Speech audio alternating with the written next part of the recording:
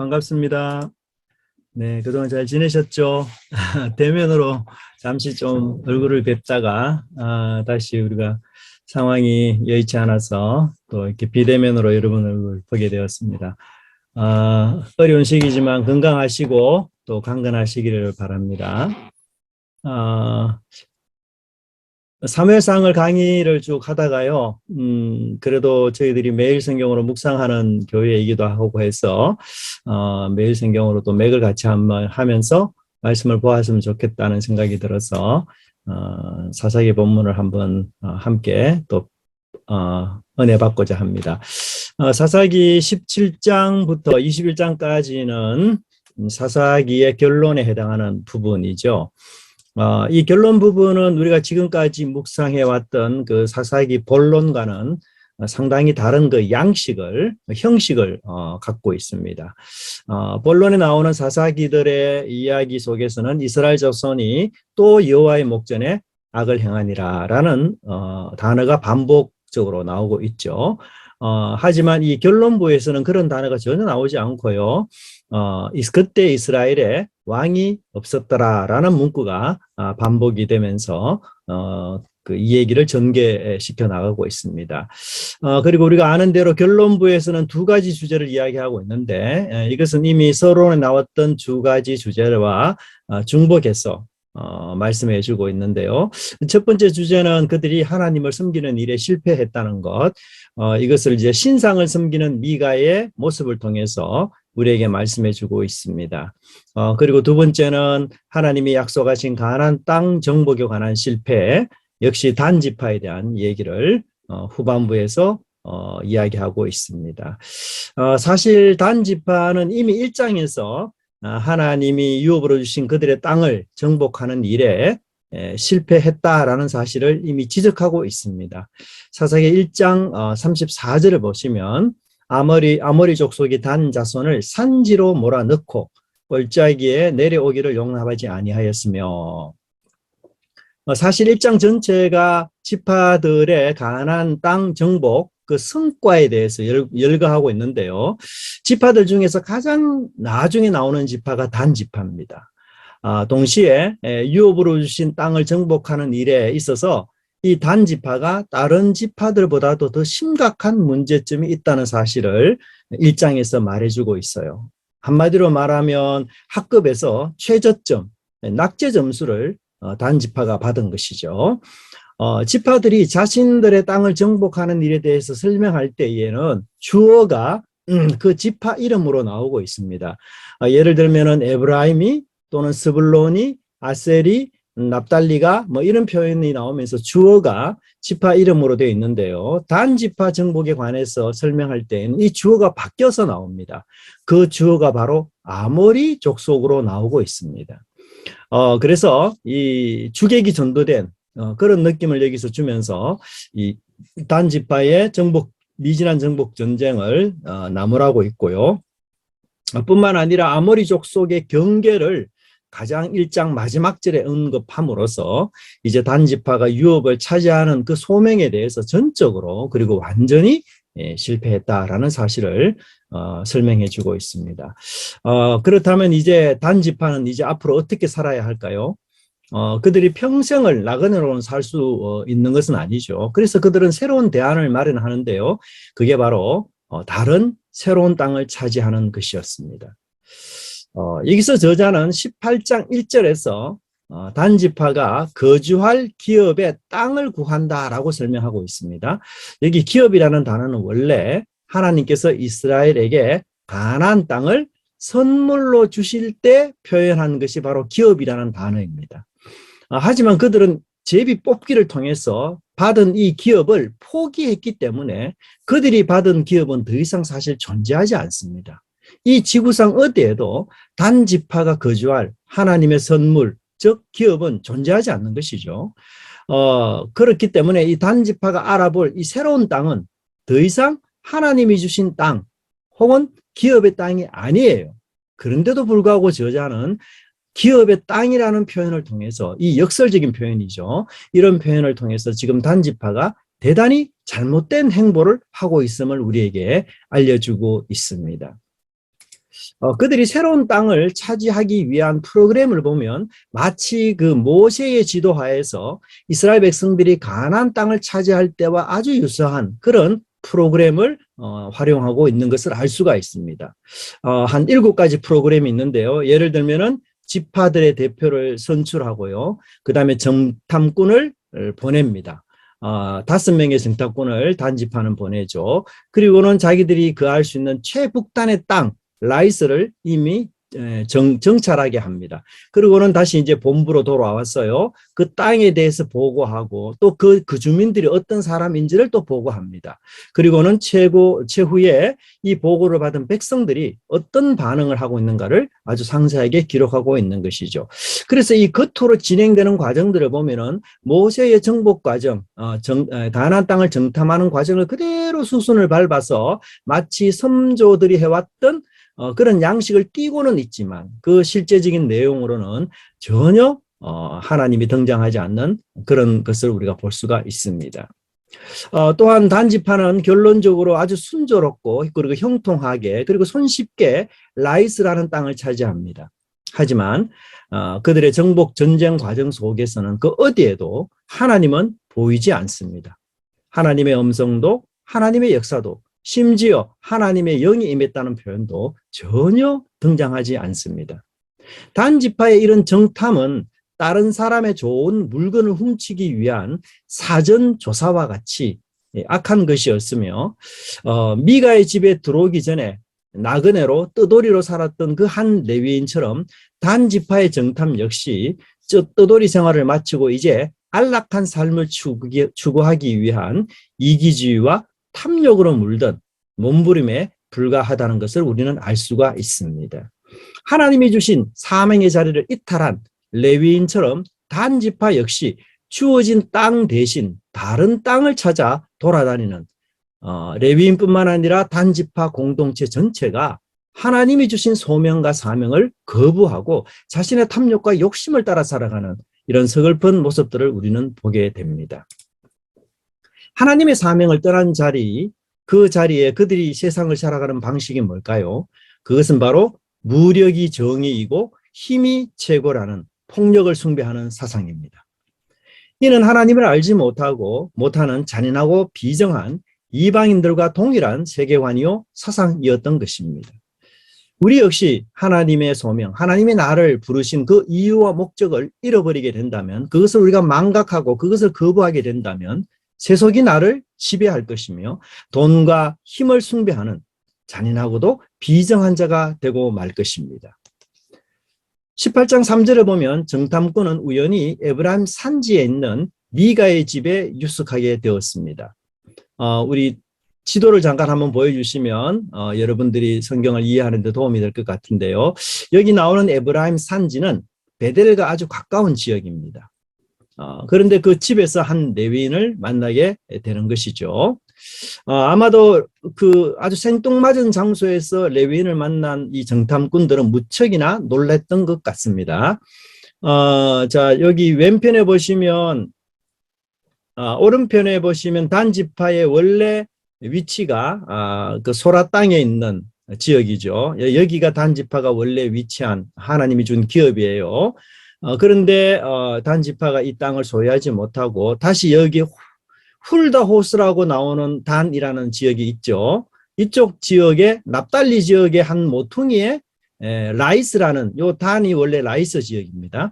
이 지역에 이 북쪽 끝에 보시면 두로하고 연결되는 바로 옆에 있죠. 이쪽에 맞습니다. 이쪽 편에 단지파가 라이스 땅을 점령해서 단이라고 이름을 고치고 여기 정착하게 돼요. 지금 미가의 신상 사건은 어디에서 만나는가 하면 이 베델이라는 장소가 있습니다. 베델. 여기 지금 나오진 않는데요. 요 베델에서 조금 더 올라가면은 에브라임 산지가 나와요. 그래서 요 지금 에브라임 산지 요 곁에서 지금 미가의 집에서 벌어진 일을 이야기하고 있는 것이죠. 그래서 정탐꾼들은 여기 북쪽 라이스 지역까지 올라가서 이 땅을 점령하고 최후로는 여기에 단지파가 거주하게 됩니다. 이 레위인은 원래 정해진 장소에서 살아야 했는데요. 이 레위인이 아주 예상 외의 장소에 있었기 때문에 이 단지파 정탐꾼들이 대단히 놀랬던 것 같습니다. 네, 이제 화면 공유 안 해도 될 것 같습니다. 네, 감사합니다. 17장에서 저자는 처음으로 이 레위인을 다음과 같이 소개하는데요. 사사기 17장 7절을 보시면 유다 가족에 속한 유다 베들레헴에 한 청년이 있었다라고 말하고 있어요. 여러분 아시는 대로 구약에서 제사장이 될 수 있는 나이가 몇 세죠? 30세입니다. 물론 견습생부터 25세로 시작하지만 정식으로는 30세부터 제사장이 될 수 있어요. 그런데 여기서 저자는 이 레위인을 청년이라고 묘사하고 있습니다. 그렇기 때문에 이 청년이라는 이 단어 자체는 아직 나이가 어려서 30세 미만이기 때문에 제사장이 될 수 없는 때라는 사실을 밝히고 있어요. 하지만 생계 유지가 어렵고 나그네 생활을 하면서 정처 없이 떠돌던 이 레위인은 미가가 자신에게 충분한 연봉을 제시하면서 자신의 집에 제사장으로 고용하려고 했을 때에 그것을 아주 흔쾌히 허락했던 것입니다. 그는 율법이 정한 나이 정도는 충분히 무시할 수 있었던 것이죠. 율법이 밥을 먹여주는 것이 아니라 돈 많은 사람을 만나고 너그러운 부자를 만나야 밥을 제대로 먹으면서 살 수 있다라고 생각했던 것입니다. 떡과 빵만 충분하다면 그까지 나이 정도는 얼마든지 속일 수 있다는 것이죠. 그는 하나님 나라를 팔고 하나님의 거룩한 직분을 팔아서 빵을 사려고 했던 자였던 것입니다. 그런데 저자는 18장 3절에서도 이 레위인을 여전히 청년이라고 부르면서 그의 제사장직이 율법에 어긋나는 사실임을 간접적으로 고발하고 있습니다. 정탐꾼들은 이 제사장을 보자마자 연속적으로 3가지 질문을 던집니다. 누가 너를 이리로 인도하였으며, 내가 여기서 무엇을 하며, 여기서 무엇을 얻느냐. 재밌게도 하나님이 주신 기업을 포기하고 떠나서 다른 지역을 침략하려는 이 단지파의 정탐꾼 질문치고는 꽤 날카로운 것이라고 할 수 있습니다. 첫 번째 질문의 대답은 무엇이라고 해야 하겠습니까? 레위인은 누구의 인도를 받아야 합니까? 아니, 하나님의 백성은 누구의 지도와 다스림을 받아야 하는 것이죠? 하나님의 백성들의 삶을 결정하는 분은 도대체 누구인가요? 그분은 바로 여호와이시고 하나님이어야 합니다. 하지만 하나님의 인도 없이 하나님의 기업을 포기하는 단지파의 정탐꾼이 던질 질문은 아닌 것 같습니다. 그들에게 이 질문으로 대묻는다면 아마도 정탐꾼들 역시 할 말이 하나도 없을 것이기 때문이죠. 레위인 역시 떡과 빵을 주는 곳을 따라 움직인 사람이었지 하나님의 인도를 받아 사는 사람이 아니었던 것입니다. 우리 믿음의 교회는 특별히 하나님의 말씀을 묵상하는 교회입니다. 이 말은 하나님이 하시는 말씀을 따라 살아간다는 교회의 이미지를 우리에게 주고 있는 것이죠. 하나님께서 특별히 우리 삶의 주인이기 때문에 그래서 우리가 힘들지만 매일 묵상을 하면서 하나님과 동행하며 살아가기를 원하고 있습니다. 특별히 현재 우리 교회는 예배당 이전을 위해서 기도하며 특별히 하나님의 선한 손길에 함께 해주시고 인도해 주시기를 구하는 중에 있습니다. 누군가가 우리를 향해서 누가 너를 이 믿음의 교회를 이리로 인도하였는가? 라고 질문한다면 우리는 그 질문에도 분명하고도 확실한 대답을 할 수 있어야 할 것입니다. 여러분들이 서 있는 그곳, 여러분들이 일하는 그곳, 그 가정과 직장, 그곳에 누가 그곳으로 불렀습니까? 혹시 하나님이 인도하지 않는 곳에 서 있지는 않습니까? 여러분의 탐욕과 욕심과 세속이 이끄는 대로 살아가고 그곳에 행동하고 있다면 우리는 돌이켜야 할 것입니다. 두 번째 질문은 레위인의 사명에 대한 것입니다. 하나님께서 그곳으로 그를 인도한 이유는 그곳에서 자신이 받은 소명과 사명에 충실하라는 것이죠. 하지만 레위인은 율법을 어긴 채 제사장 노릇을 하고 있으며 공적인 사역을 감당해야 할 그는 이제 개인에게 고용된 사꾼에 불과했습니다. 그는 하나님의 종이 아니라 사람의 종이 되고 말았던 것이죠. 하나님이 기뻐하는 일을 하는 것이 아니라 사람의 기분과 비위를 맞추어서 하나님의 뜻을 전하는 사입이 제사장이 되고 말았던 것입니다. 있어서는 안 될 장소에서 해서는 안 된 일을 제사장이 하고 있는 것입니다. 겉으로는 율법을 부지런히 외우며 여호와의 이름으로 기도하고 축복하지만 하나님의 통치와 인도를 전적으로 무시하고 이제 떡을 위해 살아가는 이 레위인의 모습 속에서 어쩌면 우리의 모습이 비추어지지 않는지 살펴보아야 할 것입니다. 정탐꾼이 던진 이 질문에 대해서 4절의 레위인의 대답을 보면 세 번째 질문에만 그가 답하고 있음을 알 수가 있습니다. 4절에 그가 그들에게 이르되 미가가 이러이러하게 나를 대접하고 나를 고용하여 나를 자기의 제사장으로 삼았느니라. 아마도 이 레위인에게는 세 번째 질문이 가장 중요했던 것으로 보입니다. 뭐니 해도 뭐니가 최고인 것이죠. 하나님의 인도도 중요하고 어떤 일을 하느냐는 것도 중요하지만 결국은 돈을 얼마나 많이 버느냐, 이게 최고가 아니겠습니까? 믿음의 신랑을 구한다고 하지만 정작 중요한 것은 신랑 될 사람이 얼마나 좋은 직업으로 많은 돈을 벌고 있느냐가 핵심이라는 것이죠. 직장 생활을 하다가 이직하는 것도 더 많은 돈을 주기 때문인 것이죠. 작은 교회에서 큰 교회로 옮기는 것도 더 큰 물질, 더 큰 명예가 주어지기 때문입니다. 또 사업의 확장성이 다르고 시장의 규모 자체가 작은 교회와 큰 교회는 비교할 수 없지 않습니까? 이는 무엇을 이야기합니까? 하나님의 인도와 하나님이 주신 사명이 빠진 자리는 바로 물질이 주인이 되고 인간은 그 물질의 종이 된다는 사실을 우리에게 말해주고 있습니다. 하나님의 통치와 하나님의 다스림이 상실된 곳에는 만몬의 능력이 최고라는 세상의 모토가 활개치는 그런 곳이 되는 것입니다. 오늘날 우리 삶도 돌이켜보면 물질 때문에 웃고 물질 때문에 웃는 것 같습니다. 아마 여러분의 삶 속에서 가장 기쁘고 즐거울 때가 언제일까요? 저 같은 경우는 예기치 않는 보너스를 받았을 때 너무너무 기쁘고 그렇더라고요. 예. 아마도 여러분들에게도 생각지 않는 수입이 생겼을 때, 보너스를 생각 정도 했는데 그 생각을 넘어서서 우리에게 왔을 때, 예, 바로 그때가 제일 기쁜 때가 아니겠어요? 아마도 그때는 웃으면서 즐겁게 큰 소리로 가족들에게 말할 수 있을 것입니다. 우리가 지금 코로나 때문에 포로 같은 생활을 하는 요즘에 이 사람들이 가장 큰 기쁨이 뭐냐 이렇게 물어보니까요, 택배 기사를 통해서 주문한 물건을 받을 때 그때가 최고의 기쁨이다, 그런 얘기들을 한다고 해요. 또 우리가 가장 슬프고 우울한 때는 반대로 금전적인 손실을 보았을 때 아닐까요? 예기치 않는 사고, 또 예상하지 않는 어려움으로 물질적인 손해가 크게 왔을 때, 물론 우리는 물질이 하나도 없이는 살 수 없습니다. 하지만 물질의 지배를 받는 것과 말씀의 지배를 받는 것은 분명히 다른 것임을 우리는 알아야 할 것입니다. 작은 물질이지만 이 물질을 통해서 이웃을 구제하고 이웃에게 기쁨을 주고, 또한 이웃의 어깨에 지워졌던 그 인생의 무게의 짐이 조금이나마 덜어질 수 있다면 그것으로 기뻐하는 것은 오직 하나님의 인도를 받는 자의 특권이며 동시에 하나님의 사명을 감당하는 그리스도인의 마땅한 모습이어야 할 것입니다. 우리는 벌어서도 감사하고 기뻐하지만 이제 베풀고 나누어 준 것에 대해서 더더욱 감사함으로 넘치게 해야 할 것입니다.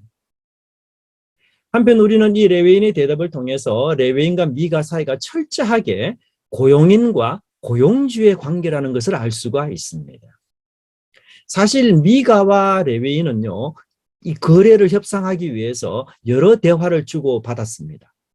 특별히 17장 10절과 11절을 보시면 이렇게 되어 있는데요. 미가가 그에게 이르되 네가 나와 함께 거주하며 나를 위하여 아버지와 제사장이 되라. 내가 해마다 은 열과 의복 한 벌과 먹을 것을 주리라 하므로 그 레위인이 들어갔더라. 그 레위인이 그 사람과 함께 거주하기를 만족하게 생각했으니 이는 그 청년이 미가의 아들 중 하나같이 됨이라. 여러분 10절에서는 아버지라는 단어와 그리고 11절에서는 아들이라는 단어를 사용하고 있습니다. 이러한 단어는 상업관계, 직장관계를 넘어서서 가족관계를 뜻하는 표현들입니다. 아버지라는 말은 지도자를 암시하죠. 그 다음에 아들이라는 말은 그만큼 친근하고 세밀하게 보살펴 주었다는 뜻이 됩니다. 하지만 이 레위인은요, 굉장히 비정하게 그리고 단호하게 미가와 자신의 관계를 사원과 사장의 관계였다라고 이야기하고 있습니다. 더 끔찍하게 레위인은 돈 때문에 미가의 집에서 제사장으로 고용되어서 내가 일하고 있다라고 스스로 고백하고 있어요. 그렇다면 결론적으로 그는 하나님의 종도 아니라 또 미가의 종도 아니라 단지 돈을 받고 일하는 사꾼인 것입니다. 그러므로 단지파의 정탐꾼들이 이제 자신에게 훨씬 더 좋은 제안을 한다면 자신은 언제라도 그 좋은 조건과 좋은 제안을 따라서 떠날 수 있다는 사실을 간접적으로 암시해주고 있는 것입니다. 사명을 상실하고 물질과 환경을 따라 움직이는 사람은 기회주의자가 될 수밖에 없습니다. 후에 단지파는 레위인에게 이렇게 제안합니다. 18장 19절을 보시면 우리와 함께 가서 우리 아비와 제사장이 되라. 네가 한 사람의 집에 제사장이 되는 것과 이스라엘 한 지파 한 가족의 제사장이 되는 것이 어느 것이 낫겠느냐. 레위인은 자신의 유익을 위해서라면 어떤 사람에게도 고용될 수 있음을 분명히 암시하고 있는 것입니다. 자신의 이익을 따라 움직이는 이 레위인의 모습과 우리들은 과연 다르다고 말할 수 있을까요? 불공에는 관심이 없고 잿밥에만 정신을 판다는 이 말이 남의 종교에서만 일어나는 일이 아니라 바로 나에게 그리고 우리 가족과 공동체에게도 이런 일이 일어나고 있지 않는지 살펴보아야 할 것입니다.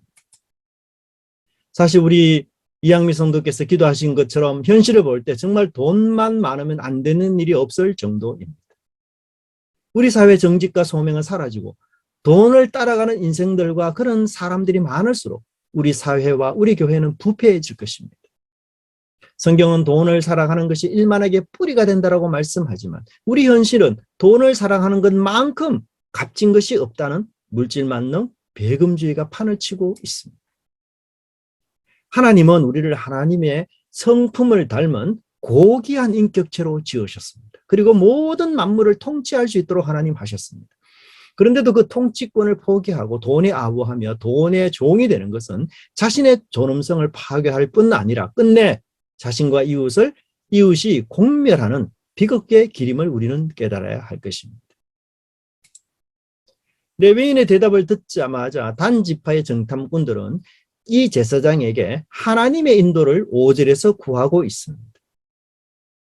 여러분, 이들의 이 대화를 듣노라면 마치 고구마를 먹은 것처럼 너무나도 답답하게 얘기해지지 않습니까? 어떻게 하나님의 백성들이 이런 대화를 주고받을 수 있느냐는 그런 한탄이 느껴지지 않습니까? 단지파는 이미 하나님께서 그들에게 주신 기업을 포기한 사람들입니다. 이제 그들에게 다른 축복의 길은 존재하지 않습니다. 그럼에도 이 사이비 제사장에게, 사꾼 제사장에게 하나님의 인도를 구하고 있습니다.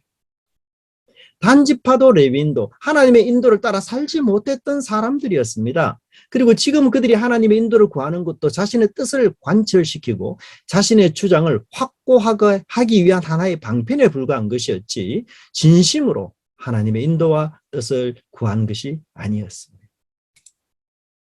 게다가 6절을 보면 이 레위인은 하나님께 기도를 하거나 하나님의 인도를 구하는 모습을 보이지도 않고 정탐꾼에게 평안히 가라, 여호와께서 앞서 가신다라고 적답을 하고 있습니다.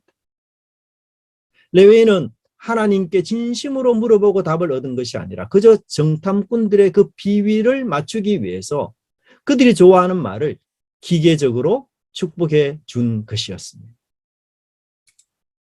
사이비 레위인에게 사이비 성도들이 함께 있습니다. 정말 그들이 죽이 너무 잘 맞습니다. 천생연분 같습니다. 서로에게 줄 것이 있고 받을 것이 있는 이 탁월한 파트너가 되는 것 같습니다. 하지만 그들의 그 연합은 공멸의 길이며 악인의 길이며 하나님이 없는 멸망의 길입니다. 모든 사람들은 샬롬이라는 메시지를 듣기 원합니다. 그러기에 거짓 선지자들은 샬롬의 메시지로 백성들의 이기적인 욕망을 채워주고 이를 대가로 자신의 탐욕을 채우는 일을 서슴지 않게 한다라고 구약 성경은 늘 말하고 있습니다. 또한 탐심은 결코 작은 일이 아닙니다. 탐심은 곧 우상 숭배이기 때문입니다. 하나님의 인도는 아부의 길이 아닙니다.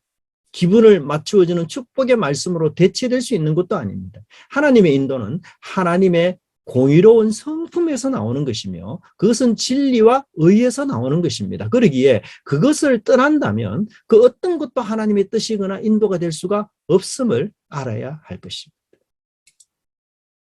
달콤한 말, 좋은 말, 칭찬의 말, 그런 말을 듣고 싶은 유혹에서 우리는 벗어나야 할 것입니다. 잘 된다고, 성공한다고, 아무 일 없을 것이라고, 내가 깨어져야 하고, 내가 지금 부서져야 하고, 내가 지금 회개해야 될 일을 뒤로 미룬 채 하나님의 축복의 인도만을 구하는 것은 너무나도 어리석은 일입니다. 첫 단추가 지금 잘못 끼워졌는데 모든 것이 그래도 잘 될 것이라고 생각하는 것은 너무나 큰 신앙적 오류, 착각인 것입니다. 정탐을 다 마친 단지파는 마침내 무리를 이끌고 평안히 사는 라이스 지역을 침략하고 그 땅을 빼앗기 위해 출정을 합니다. 그리고 가던 중에 다시 에브라임 산지에 사는 미가의 집에 도착합니다. 15절은 그들이 지난번 미가의 집에 머물렀던 5명의 정탐꾼들 다시 미가의 집에 보내는 것을 나오고 표현되고 있습니다. 15절에 보면 5사람이 그쪽으로 향하여 그 청년 레위 사람의 집, 곧 미가의 집에 이르러 그에게 문안하고 단자손 600명은 무기를 지니고 문 입구에 서니라. 그런데 여러분 15절을 자세히 읽어보면 저자는 재밌는 표현을 쓰고 있는데요. 그것은 그 청년 레위 사람의 집, 곧 미가의 집이라고 하는 묘사입니다. 왜 이게 이상할까요? 원래 이 집은 정확하게 말하자면 미가의 집이지 청년 레위의 집이 사실 아니에요. 그리고 순서적으로 볼 때에도 미가의 집이 앞에 나와야 합니다. 그런데도 불구하고 청년 레위 사람의 집이라는 단어가 먼저 나오고 있습니다. 마치 주객이 바뀐 듯한 느낌을 주고 있는 것이죠. 이런 표현은 무엇을 이야기합니까? 단지파의 궁극적인 목적이 바로 청년 레위인이다라는 사실을 알려주고 있는 것입니다. 또한 5명의 정탐꾼은 미가의 집 앞에서 문안 인사, 즉 샬롬이라고 외치고 있습니다. 그런데 놀랍게도 16절에서는 이 미가의 집 앞에 600명의 군사들이 문 입구에 서서 시위하고 있다고 말씀하고 있습니다. 만일 여러분의 집에서 누군가가 초인종을 눌렀습니다. 초인종을 누를 때 보니까 그 얼굴이 너무 아름다운 이쁜 여자분들이 몇 분 계셔요. 그래서 문을 열어주었더니만 아주 이쁜 미스 코리아와 같은 그런 이쁜 여자분들이 생글생글 웃으면서 아주 기쁜 마음으로 정말 인사를 하고 그렇게 웬 천사가 우리 집 문 앞에 왔지라고 생각하고 있는 그 순간에 그 여자분 뒤로 온몸에 문신을 한 조폭 10명이 칼을 들고 서 있습니다. 여러분 어떤 기분 들겠습니까? 인사는 샬롬을 외치지만 600명의 군사를 통해서 지금 미가의 집을 협박하고 있는 것입니다. 미가가 하는 행동 여하에 따라 샬롬이 샬롬이 될 수 있고 평화가 폭력이 될 수 있고 평온이 살인으로 바뀔 수 있다는 묵시적인 협박인 것입니다. 하나님의 기업을 떠난 이 단지파가 어느새 이제 하나님의 율법마저도 팽개치고 떠난 자들이 되고 말았습니다.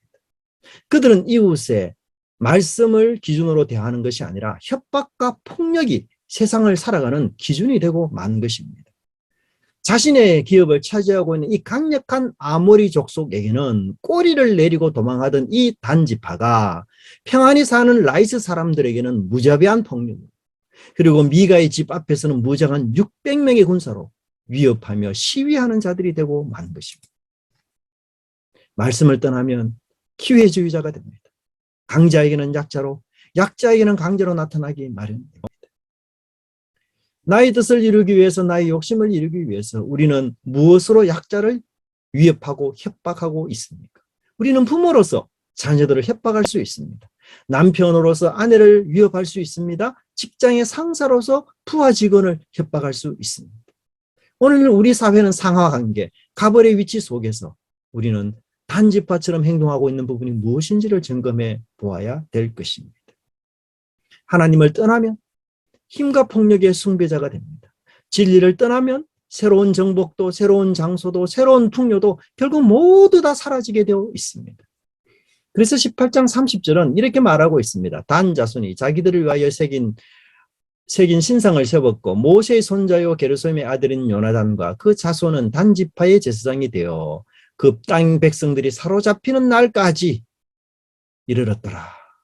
저자는 이 단지파의 마지막 운명이 결국은 라이스 백성들을 무지아바에게 폭력으로 해쳤던 것처럼 그들 자신도 이방 나라의 폭력의 칼에 삼키는 자들이 될 것임을 이야기하고 있습니다.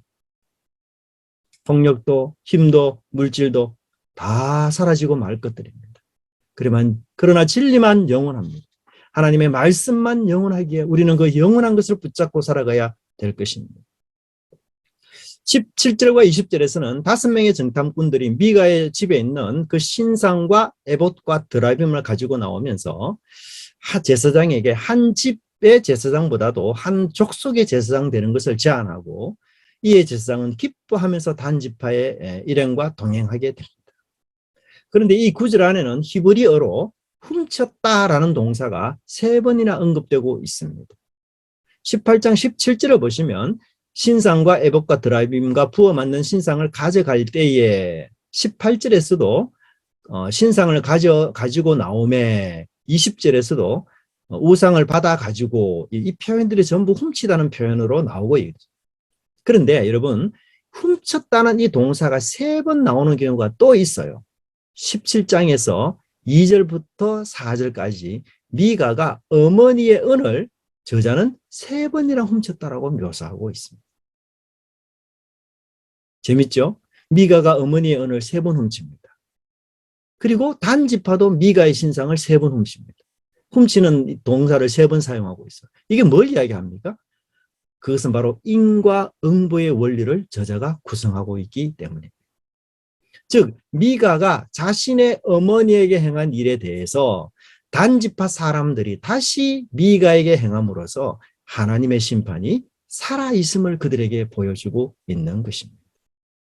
또한 어머니를 배신하고 돈을 훔쳤던 이 미가는 아버지와 아들처럼 보살펴준 레위인에게 배신을 당할 뿐 아니라 자신의 집에서 편안한 잠자리를 제공해준 이 정탐꾼들로부터도 역시 배신을 당하는, 배신했기에 배신을 당하는 인과응보의 원리를 하나님은 알려주고 있습니다.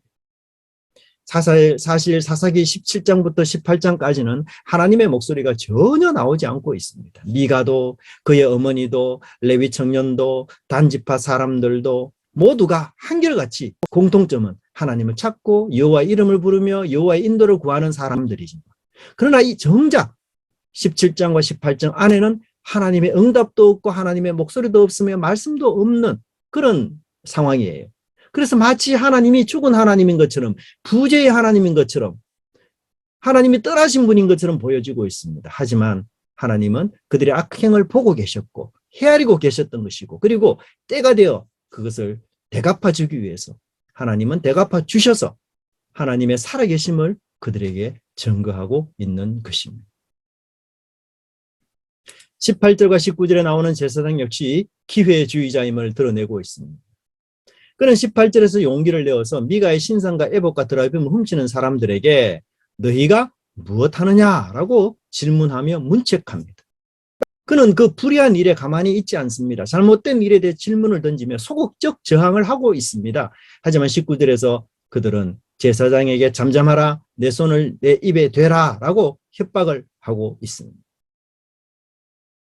악인들의 특징이 뭘까요? 자신들의 죄를 은폐하고 감추려고 하고 그것을 비밀에 붙이려고 합니다. 그들은 결코 죄라고 고백하지 않습니다. 이것이 어두움의 속성입니다. 하지만 빛 대신 주님은 세상의 어두움을 밝히기 위해 오셨습니다. 그 어두움을 물리치기 위해 오신 것이죠. 우리는 자신을 꾸짖고 책망하는 이 날카로운 질문에 정직하게 답할 수 있어야 할 것입니다. 나의 잘못을 방어하려고 하고 그것을 핑계하려고 하며 남과 이웃과 그리고 환경에 탓하려는 자세를 버려야 하는 것이죠. 그것은 우리를 더욱더 어두움에 빠지게 하는 함정과 같은 것입니다. 어두움에 이른 죄는 그것이 밝히 드러날 때 아무런 힘도 발휘하지 못합니다. 그렇기 때문에 우리는 빛 대신 예수님 앞에서 우리의 모든 죄를 드러내는 자세가 필요합니다. 그럴 때의 죄의 근세가 더 이상 우리를 지배하지 못하는 것이죠. 아프고 힘들지만 부정한 나, 어리석은 나, 실수하고 말씀에서 벗어난 나를 인정하고 고백할 때 우리는 진정한 죄에 대한 자유함을 맛보게 되는 것입니다. 제사장의 입을 막은 단지파는 한 지파의 제사장이 되라는 생각지도 못한 제안을 합니다. 개척교회를 하다가 수만 명의 목회를 하는 담임 목사로 청빙받은 거죠. 이 제사장은. 근데 이 제사장이 여러분 누군지 아세요? 후반부에 보면은 모세의 손자라고 이야기하고 있습니다. 충격적인 일입니다. 정상적인 제사장이라면 어떻게 반응해야 될까요? 모세라면, 자기의 할아버지인 모세라면 어떻게 행동할까요? 그들의 도덕적 잘못을 꾸짖고 단지파의 제안을 거부해야 할 것이며 다시 자기가 원하는 소명의 자리로 돌아가야 할 것입니다. 하지만 모세의 손자인 이 제사장은 자신의 할아버지인 모세와 달리 기쁜 마음으로 단지파의 제안을 받아들입니다. 그리고는 놀랍게도 에봇과 드라빔과 우상을 자신이 직접 챙깁니다. 마치 그것이 자신이 해야 될 일인 것처럼. 그는 출세를 위해서 기쁜 마음으로 악인이 되기를 자처했습니다. 그는 더 큰 부를 얻기 위해서 즐거운 마음으로 편법과 불법에 도장을 찍어준 것입니다. 비밀을 지켜주고 못 본 척 하면 더 큰 자리를 준다는데 이 얼마나 놀라운 축복입니까? 그야말로 그의 인생에 호박이 능굴치로 들어온 것입니다. 우리는 악에 대해서 저항하는 것보다도 악과 연대하고 연합하는 것, 그것이 훨씬 더 쉬운 길입니다.